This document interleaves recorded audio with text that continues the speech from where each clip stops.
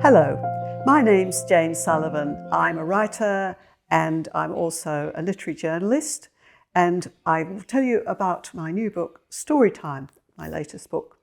But the reason I'm here today is a very happy and delightful one. I'm going to talk to my good friend and my writing colleague, Suzanne McCourt, who is a terrific writer. Now, Suzanne grew up in a South Australian fishing village, and it was the setting for her debut novel, The Lost Child, which was longlisted for the Miles Franklin Award in 2015.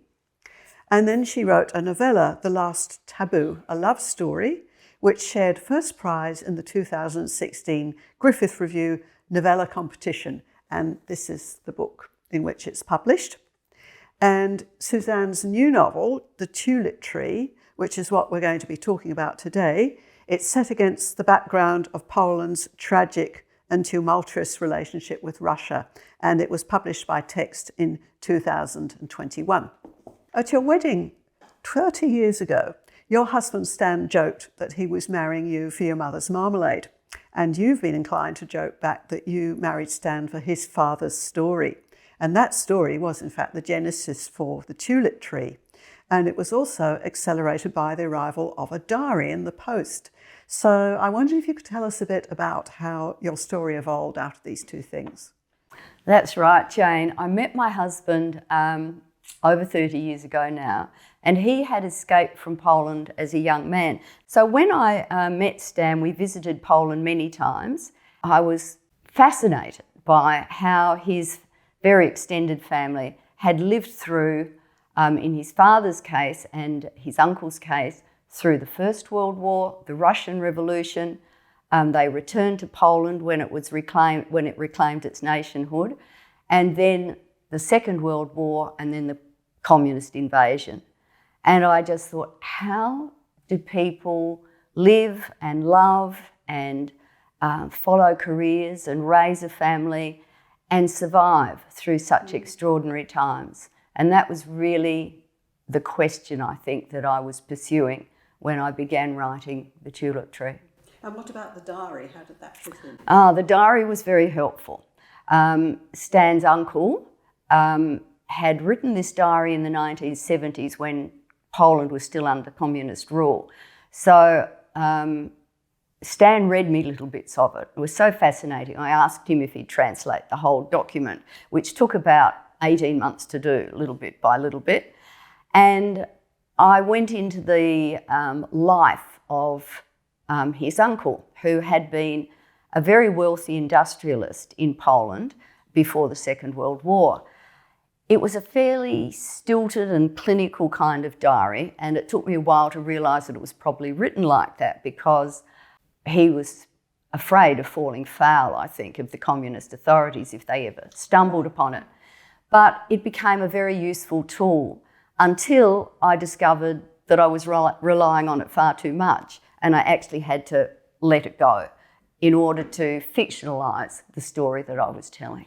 So this is the story of two Polish brothers and their respective families in the 20th century in Poland, Eastern Europe, Russia. And as we all know, that was a really tumultuous period in history. You've got the Russian Revolution, and then you've got the Second World War, you've got the Nazis and the communist occupation of Poland, and a very, very extraordinary time. So there's a lot of that history in your book, and you've included a lot of your own research, and it's a true story. But there's also a lot of details that you brought in from your own imagination. And I wondered how you decided about how to do that, how much true story, how much invented story, and whether you worked all that out or whether it just came up as you went along. I think a little bit of both. I don't think I decided very much at all. When I wrote The Lost Child, it covers 10 years in the life of a little girl, and every year when she aged, I had to create a new character. And when I'd finished, I thought, next book I write is going to cover 24 hours like Ian McEwan's Saturday, or at the most 12 months. And here I was suddenly writing a book that covered more than 30 years. So I think the main challenge I had was to incorporate the history of that period, but to keep the story personal and intimate.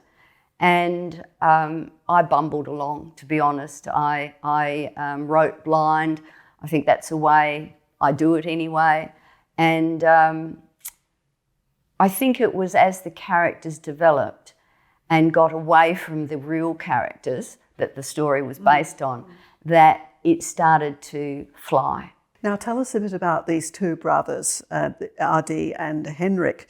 They are rivals from the moment they're born pretty well, aren't they? And by the time they're adults, they're rivals in love. How does that work out? I think I've always been intrigued by relationships between brothers. I have two sons who are brothers, so it's not just the story of my husband's father and his brother. I think I've always been intrigued by Anne Tyler's Dinner at the Homesick Restaurant, the brothers in that. I sometimes wonder whether my story has even deeper roots and it goes right back to biblical times of Jacob and Esau. Oh, Cain and Abel. Cain and Abel, exactly. So, yes, it's a relationship of great love, but also great rivalry, particularly over Adi's first wife, who was actually betrothed to Henry before he left her. And she really married Adi on the rebound. And after she dies, Adi marries again.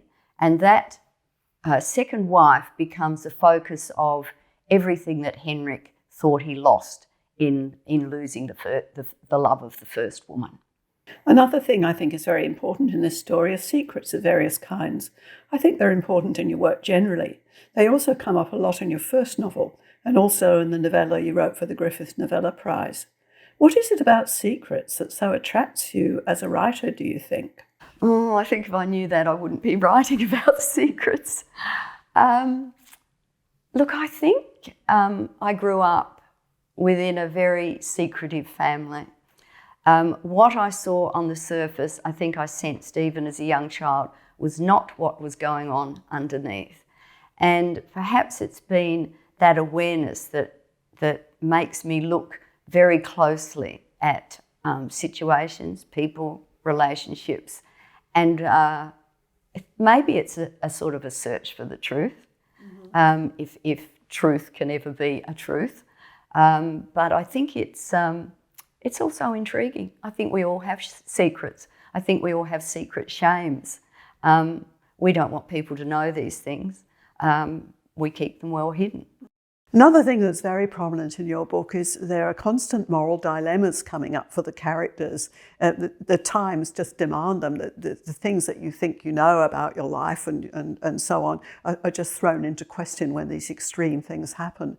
And how did you work out how your characters would respond to these moral dilemmas that come up all the time? I had absolutely no idea. In fact, when I began writing the story, I thought, oh, this is a story about love and loss and resilience. And there will be, as I saw in Stan's family, many brave people. And what I discovered was that these people were not doing what I wanted them to do. They kept making decisions that I didn't approve of in the slightest. And I like to control things. In fact, I suspect that as authors, we love control because we can control our characters. But these were continually infuriating me and doing things that I didn't want them to do. And eventually I had to just listen to them and go with them. And it was fascinating to discover that sometimes they made really good decisions, as we all do, and sometimes they made absolutely horrendous decisions that put themselves in danger and others in danger, that led to family conflicts. They were pretty well like people are everywhere. One thing that really intrigues me about this book is the chapter about Ravensbrück and the woman who's imprisoned there, which was a concentration camp for women during the Nazi occupation of Poland. Now, I believe you had a special source for this chapter. Can you tell us about that?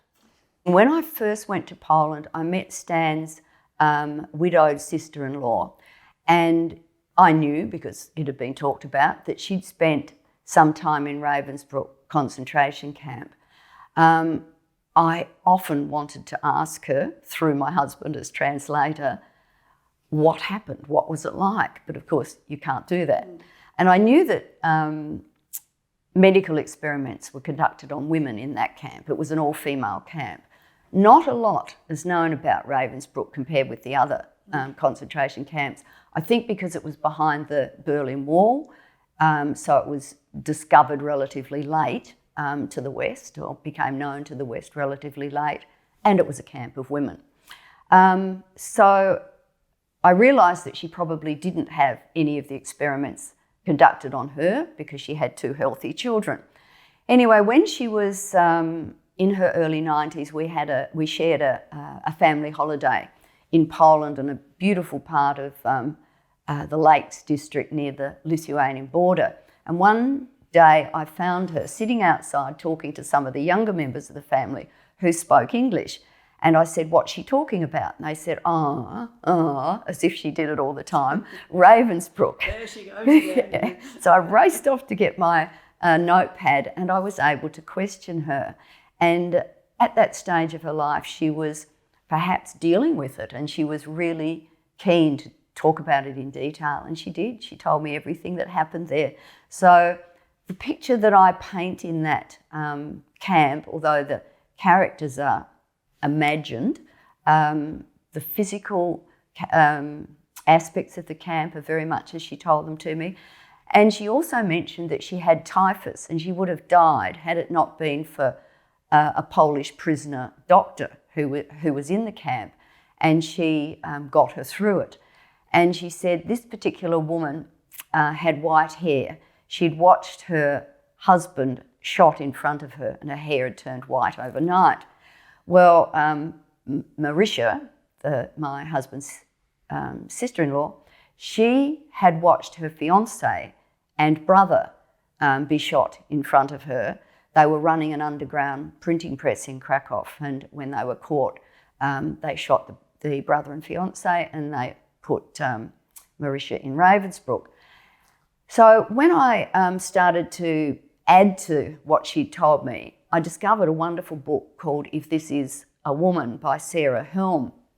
And she spoke about a woman with white hair who had been in the camp, and it was sort of goosebump material because I went, there is exactly what I've been told personally. I want to talk more generally about your writing, Suzanne. I've been reading your blog on your excellent website, and it refers to that question of why you write, that question that most writers find very hard to answer. And you talked about writing as meditation and as salvation and as an escape.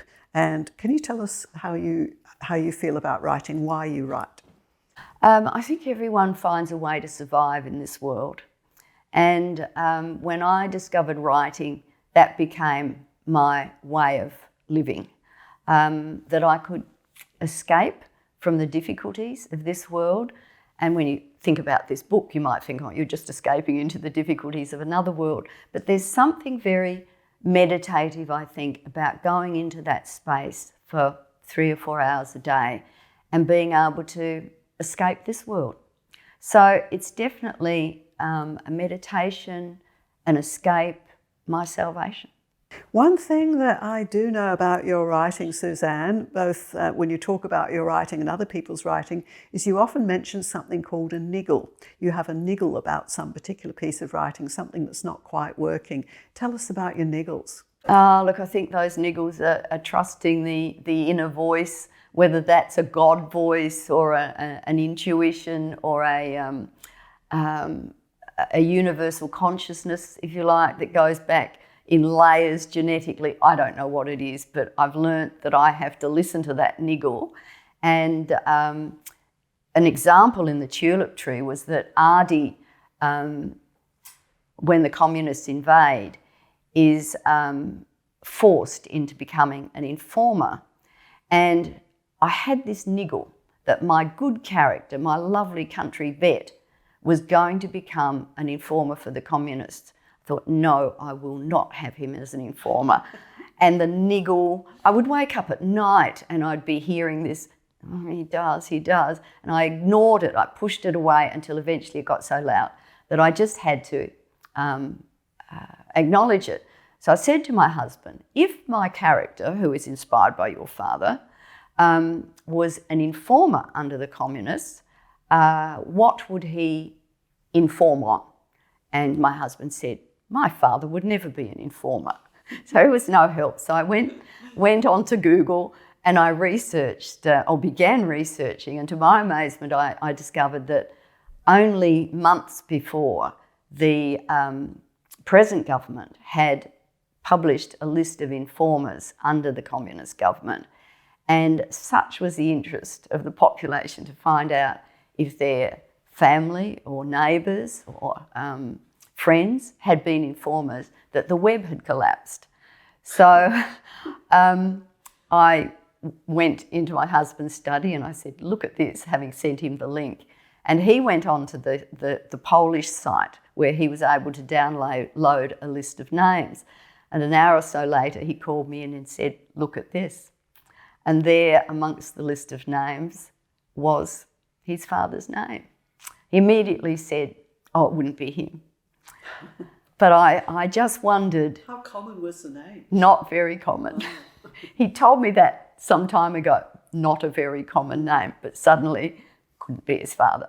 So I think there were many, many people under that regime who were forced and blackmailed into being informers. Finally, Suzanne, I'd like you to tell us about why you chose the tulip tree as the title of your book. Well, there is a botanical tulip tree, but it's not that kind of tree. When Adi is a vet in the Russian army, his job is to inspect cattle in the border countries of Russia for anthrax. And he's returning from an expedition in the Tajikistan mountains, and he comes upon villagers who are coming down from the mountains with barrowfuls and carts full of tulips that they've obviously gone up early in the morning to pick.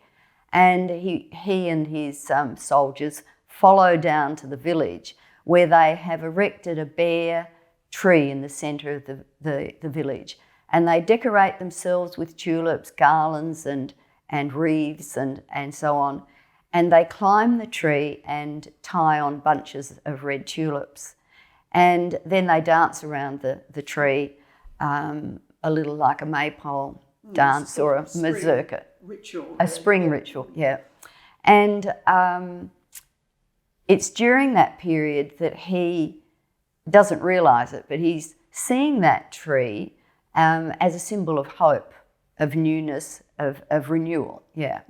And later in the book, whenever he goes through a really difficult time, it's the image of that tree that comes back to him as a symbol of hope. Thank you so much, Suzanne, for talking to us today.